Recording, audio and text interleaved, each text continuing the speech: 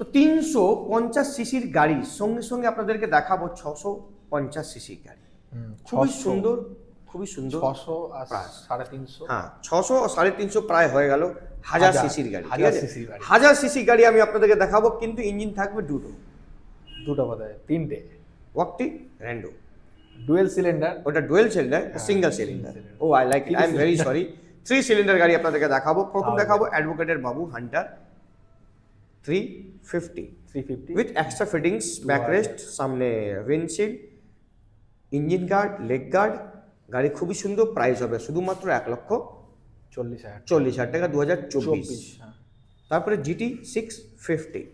তার সঙ্গে সব থেকে ভালো কি জিনিস, আমি একটা জিনিস আপনাকে দেখাতে চাই, রিং লাইট।